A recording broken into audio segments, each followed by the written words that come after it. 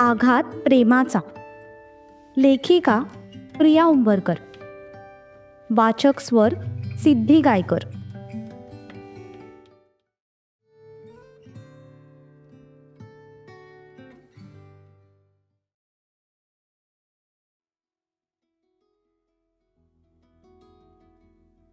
युगाने दोन्ही हातात पकडून लेहेंगा थोडा वर केला आणि पाय पुढे केला.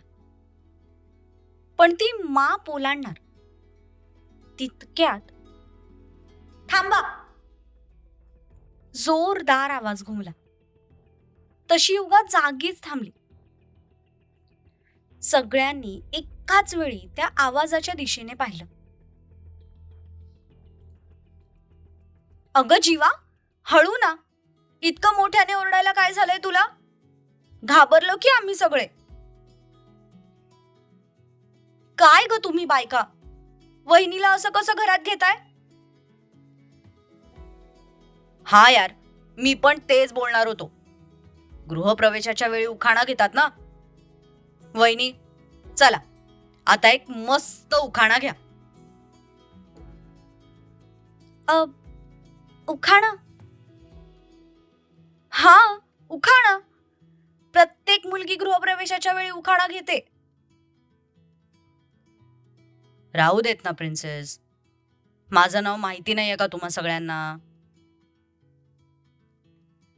भाई, तू आता लगेच वहिनीच्या पार्टीत जाऊ नकोस हा. काहीही झालं तरी मी वहिनीला उखाणा घ्यायला लावणार म्हणजे लावणार. त्याशिवाय तुम्हा दोघांनाही घरात एंट्री नाही. जीवाने सरळ दरवाजा चढवला. काय गे बुटके, थोड्या वेळापूर्वी तू तिच्या टीम मध्ये होतीस म्हणून मला तुला 1,00,000 द्यावे लागले आणि आता लगेच पार्टी बदललीस तू? मी फ्लेक्झिबल आहे भाई. जिथे माझा फायदा असेल तीच माझी पार्टी. वहिनी, तू भाईच्या बोलण्याकडे लक्ष देऊ नकोस हा. चल पटकन एक उखाणा घे.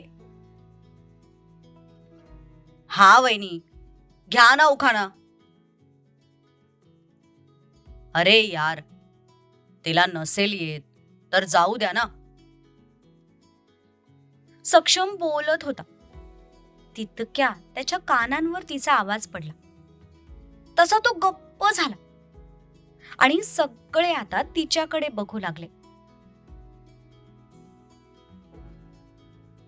हळूवार झेलेन मी या घरावरची सावली नेऊन, हळूवार झेलेन मी या घरावरची सावली नेऊन. सक्षमरावांचं नाव घेते, पाटलांची थोरली सून.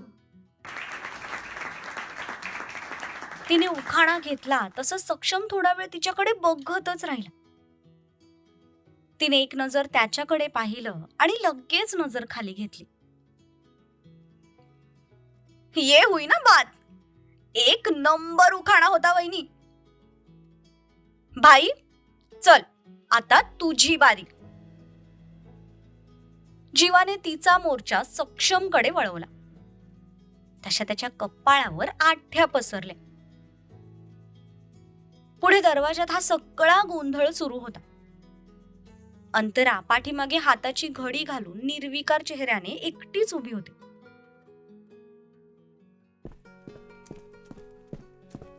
ध्रुव जरा घाईत चालतच तिथे आला आणि समोर लक्ष नसल्यामुळे त्याचा धक्का तिच्या खांद्याला लागला. तसं तिने वैतागून मागे पाहिलं. सॉरी, माझं लक्ष नव्हतं. त्याने लगेच तिची माफी मागितली. पण तिने सरळ त्याला इग्नोर केलं आणि तिच्या आईजवळ जाऊन उभी राहिली. तवा भयंकर गरम आहे वाटतं. इतक्या लवकर तरी काही शांत व्हायचा नाही.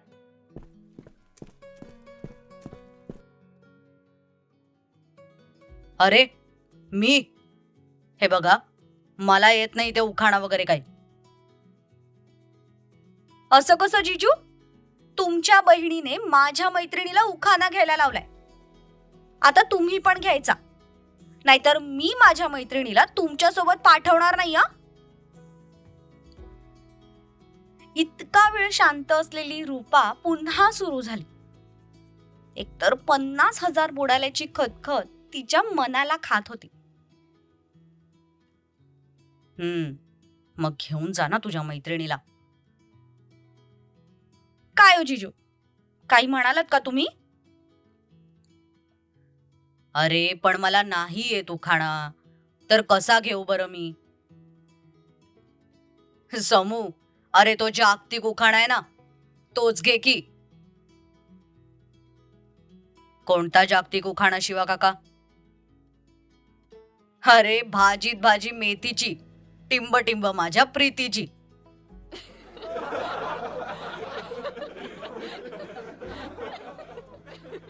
फक्त प्रत्येक वेळी भाज्या चेंज करायच्या. आता मेथी म्हणालास तर सत्यनारायणाला पालकाची म्हण, देवदर्शनाला आंबाड्याची म्हण, नंतर मग कोबी, फ्लॉवर, वांगी, बटाटी सगळी ऍड करू शकतोस तू. खूप स्कोप आहे तुला या उखाण्यात.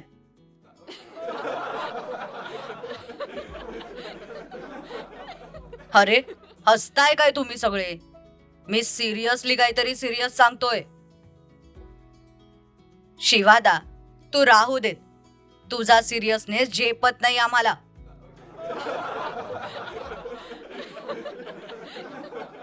जिजू, घेताय की नाही उखाणा?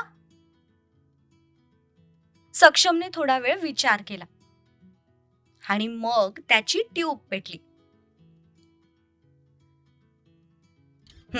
बर, घेतो. बायको सोबत कोण उभी आहे ही सुंदर स्त्री? बायको सोबत कोण उभी आहे ही सुंदर स्त्री? युगासोबत भेटेल का मला ही रूपा फ्री? सक्षमने रूपाच्या खांद्यावर हात टाकत मस्त उखाणा घेतला. रूपाचे तर डोळेच मोठे झाले, पण बाकी सगळे मात्र खळखळून हसू लागले. अजिबात नाही मिळणार. मैं मेरे बेस्ट फ्रेंड को धोखा नहीं दे सकती.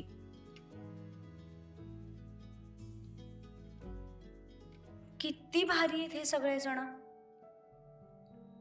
युगा मनातल्या मनातच विचार करत होती. असं वातावरण तिने कधीच अनुभवलं नव्हतं. त्यामुळे तिला हे सगळं अगदी नवीन आणि वेगळं वाटत होतं. रूपाच्या घरी मात्र असंच हसतं खेळतं वातावरण होतं. त्यामुळे तिच्यासाठी हे सगळं नॉर्मल होतं. बरं बरं, आता खूप झाली मजा मस्ती. युगा, चल, माप ओलांड आणि आत ये. माईंच्या आदेशावर तिने पुन्हा दोन्ही हातात लेंगा पकडला आणि हळूच पाय उचलून अलगद धान्याचं माप ओलांडलं. पुढे ठेवलेल्या कुंकवाच्या परातीत दोन्ही पाय ठेवून ती लक्ष्मीच्या पावलांनी पुढे चालू लागली. बस बस युगा, इथेच थांब. आता तुला भांडी ठोकरायची आहेत. काय ग छोटी आई, भांडी का ठोकरायची आहेत? आपल्याकडे आहे ती पद्धत जीवा. शांती, जा भांडी घेऊन ये जा. तशी शांती किचन मधून ताटं घेऊन आली. तिने युगाच्या पुढे एक एक करून ताटं ठेवली.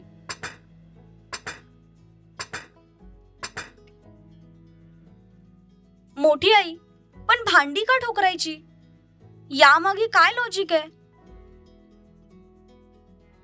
यामागे हे लॉजिक आहे की घरात आल्यानंतर सासरचे नवरीला म्हणतात की बाई तुला जे काही भांडी ठोकायचेत ती आजच ठोकरून घे, पण यानंतर मात्र कधीही भांड्यांचा आवाज यायला नको.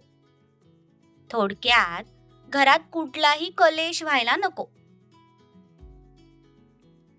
असं होय वहिनी, मग तर हा चान्स अजिबात सोडू नकोस. सगळी ताटं समोरच्या भिंतीवर जाऊन आदळली पाहिजेत. युगाने फक्त एक स्माइल दिली आणि एक एक करून ती हळूच त्या ताटांना फक्त पायाने पुढे लोटू लागली.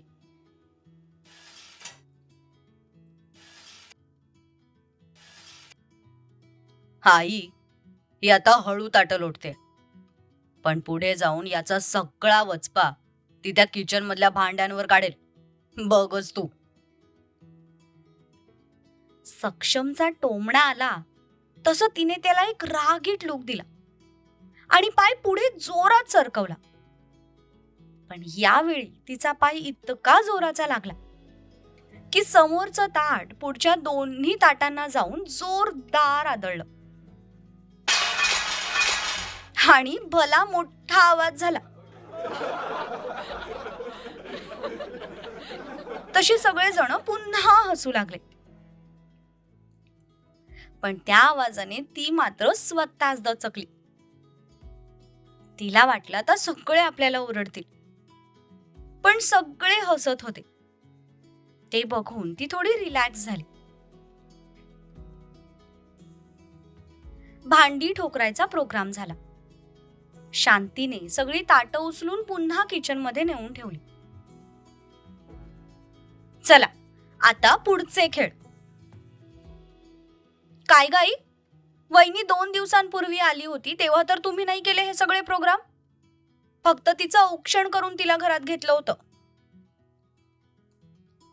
कारण तेव्हा त्यांचं लग्न पूर्ण विधीनुसार झालं नव्हतं. तिच्या गळ्यात कोणताही सौभाग्याचा अलंकार नव्हता. पण आता ती पूर्ण विधीनुसार त्याची बायको म्हणून घरात गृहप्रवेश करते. म्हणून आता सगळ्या गोष्टी त्या विधीप्रमाणेच होणार. ओके ओके, मग आता कोणता खेळ बाकी आहे आई? कळेलच तुला जीवा, थांब जरा वेळ. हॉलमध्ये सोफ्याच्या मधोमध मोकळी जागा होती. शांतीने तिथे कुंकवाची परात आणून ठेवली. बाकी सगळी मंडळी सोफ्यावर बसली. हा आठवलं मला, मी सिरियल मध्ये बघितलंय. आता ते अंगठी शोधण्याचा गेम होणार ना? हो जीवा, अगदी बरोबर.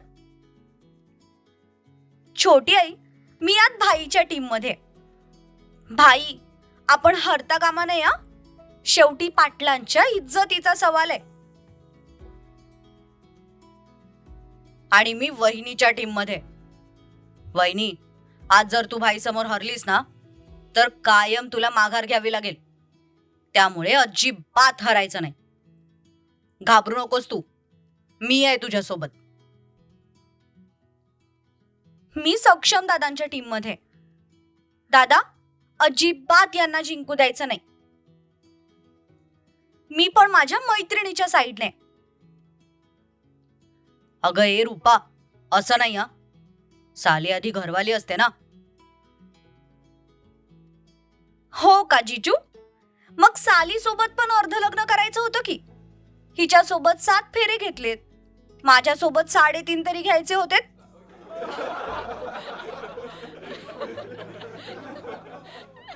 युगा, तुझी मैत्रीण भारी आहे.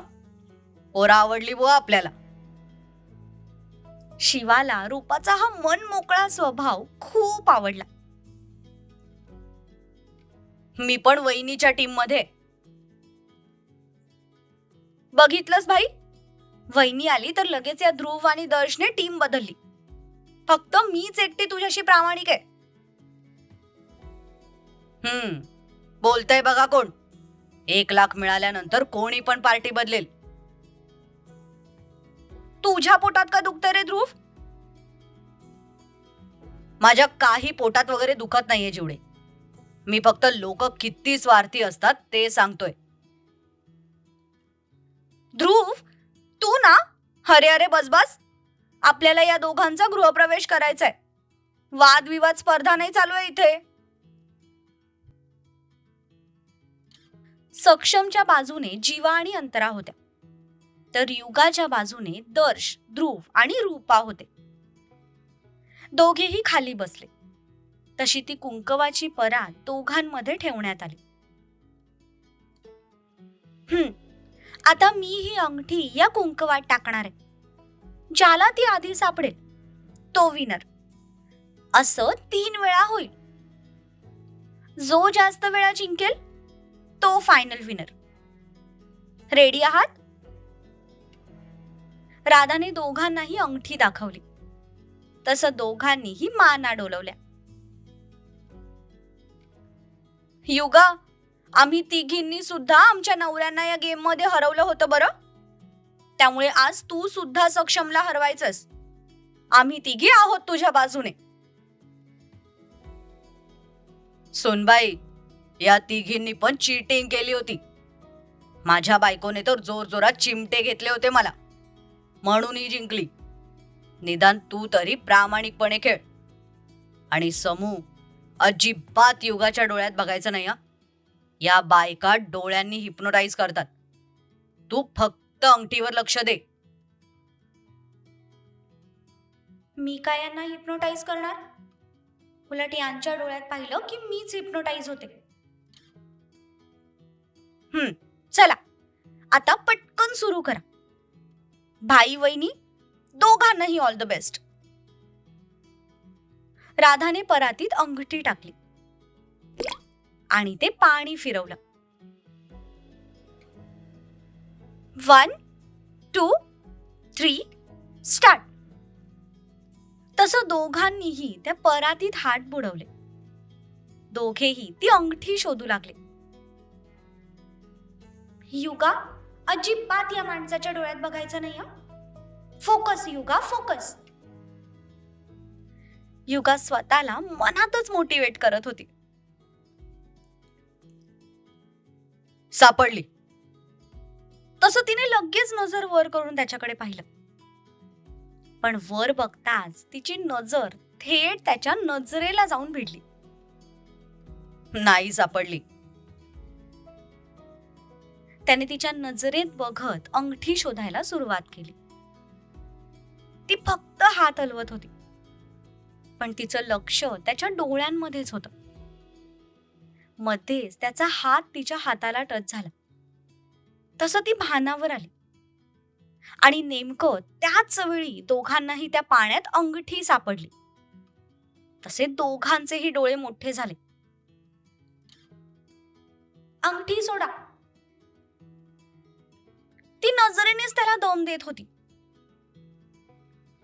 मी नाही सोडणार, तू सोड. त्याने सुद्धा नजरेनेच उत्तर दिलं. सोडा म्हणते ना. अजिबात नाही सोडणार. दोघांचाही नजरेचा खेळ सुरू होता. दोघेही ती अंगठी घेण्यासाठी अंडर कुंकू युद्ध करत होते, पण दोघांपैकी एकही माघार घ्यायला तयार नव्हता. तो काही अंगठी सोडेना. ते बघून तिने अलगद तिचा अंगठा त्याच्या हातावरून फिरवला. तसा त्याच्या पूर्ण शरीरातून एक करंट पास झाला. त्याच्या बोटाची पकड सैल झाली आणि त्याचाच फायदा घेत तिने पटकन त्याच्या हातून ती अंगठी काढून घेतली. मला सापडली अंगठी. तिने खुश होत सगळ्यांना अंगठी दाखवली, पण तो मात्र मारक्या बैलासारखा तिच्याकडे बघत होता. तिने सरासर चीटिंग केली होती. शाबास सुनबाई, we are proud of you. निदान तू तरी चीटिंग नाही केलीस. काका, काही कौतुक वगैरे करू नको हिचं. चीटिंग केली आहे हिने. ओ, काही काय खोटं बोलता? मी काय चीटिंग केली? आता सांगू का तू काय चीटिंग केलीस ते? वहिनी, तू पण चिमटे तर नाही घेतलेस ना भाईला? नाही हो, मी काही चिमटे वगैरे घेतले नाही आणि हे खोटं बोलतायत. खोटारडी कुठली? त्यानंतर पुन्हा 2 राऊंड झाले, पण यावेळी मात्र सक्षम सावध होता. त्यामुळे पुढचे दोन्ही राऊंड तोच जिंकला.